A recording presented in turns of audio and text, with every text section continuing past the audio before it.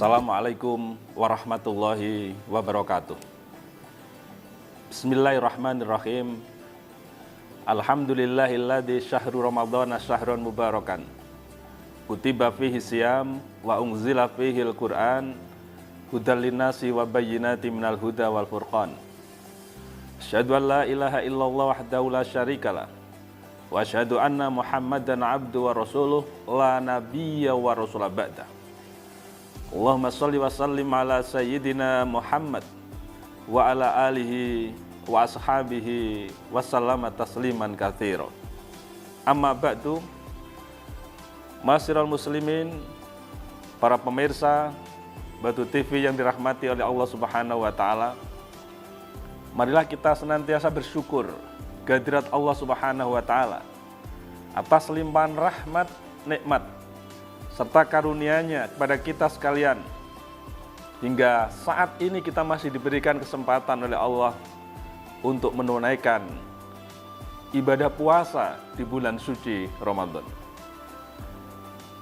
Ibadah puasa di bulan suci Ramadan, hampir setiap insan mukmin, insan muslim selalu menunggu-nunggu kehadirannya.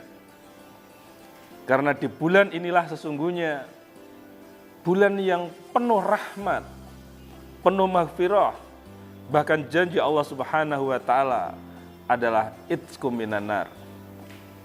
Bulan di mana manusia itu akan diampuni oleh Allah, diberikan rahmat oleh Allah Subhanahu wa taala. Bahkan manusia akan dibebaskan dari api neraka.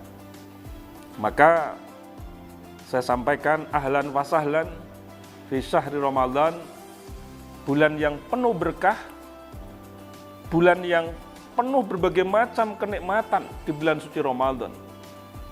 Karena dengan bulan Ramadan inilah sikap dan perilaku kita semakin baik, ziyadatul khair, ziyadatul nikmah, semakin bertambahnya berbagai macam kenikmatan. Pola pikir kita akan semakin bagus, hati kita akan semakin jernih yang disebut dengan qalbun salim. Dan bahkan sikap dan perilaku kita selalu berada dalam naungan Allah Subhanahu wa taala. Karena puasa ini sesungguhnya hanya Allah yang tahu. Manusia tidak akan tahu secara batin, tetapi secara zahir memang bisa diketahui. Maka sabda Rasulullah Muhammad SAW menjelaskan bahwa puasa itu kata Allah adalah urusan Allah, yang hanya Allah lah yang berhak untuk memberikan sebuah balasan yang setimpal dari bulan suci Ramadan, yang dimana hamba Allah melaksanakan puasa. Setiap manusia dilahirkan dalam keadaan fitrah, dalam keadaan suci, bersih, tanpa dosa. Tidak ada istilah dosa warisan di dalam ajaran Islam. Kalaupun orang tuanya berdosa, tapi putra-putri yang dilahirkan tidak pernah berdosa kepada siapapun. Dia adalah kondisi fitri, dalam kondisi suci, bersih. Dan bahkan mereka memiliki kecenderungan untuk mengesahkan Tuhan. Punya kecenderungan untuk saling menghormati, saling menyayangi. Punya kecenderungan untuk bahagia, punya kecenderungan untuk kerjasama. Bahkan punya kecenderungan untuk membangun budaya dan peradaban. Motivasi yang luar biasa yang ada pada diri manusia dengan fitrahnya itu, ini adalah bekal bawaan. Maka Imamul Ghazali menyampaikan bahwa fitrah itu sebetulnya ada dua. Ada fitrah mukhalaqah, ada fitrah munazzalah. Fitrah mukhalaqah yaitu di mana Allah Subhanahu wa taala menyertakan berbagai macam instrumen-instrumen kebaikan yang menjadi bagian dari naluri manusia. Naluri tadi saya sampaikan, naluri berbuat kebajikan, naluri untuk mengesahkan Tuhan, naluri untuk saling menghormati satu sama lain. Itu semuanya adalah bekal bawaan yang diberikan oleh Allah kepada manusia. Hanya ketika manusia bergabung dengan dunia yang fana ini, seringkali tercemari fitrah mukhallaqah ini dengan lingkungan yang ada. Maka hadis Rasulullah menjelaskan kullu mauludin yuladu alal fitrah fa abawahu yuhawidanihi au yunassiranihi au yumajjisanihi. Betapa luar biasanya lingkungan dalam membentuk sikap dan perilaku manusia, membentuk pola pikir manusia. Maka puasalah yang menjadi salah satu instrumen untuk pengendalian diri. Al-imsak, menahan diri. Anil muftiratil ma'hudah bi qasdi qurbah, yaitu menahan diri dari segala hal yang merusak terhadap ibadah puasa mereka, sembari mereka takarub Allah, sembari mereka mendekatkan diri pada Allah Subhanahu wa Ta'ala. Maka seringkali orang yang menunaikan ibadah puasa di bulan suci Ramadan atau mungkin puasa sunnah sekalipun, ketika ada orang marah-marah, maka dia langsung mengatakan, saya sedang berpuasa. Puasa adalah pengendalian diri, menjadi benteng, al-junnah, menjadi benteng.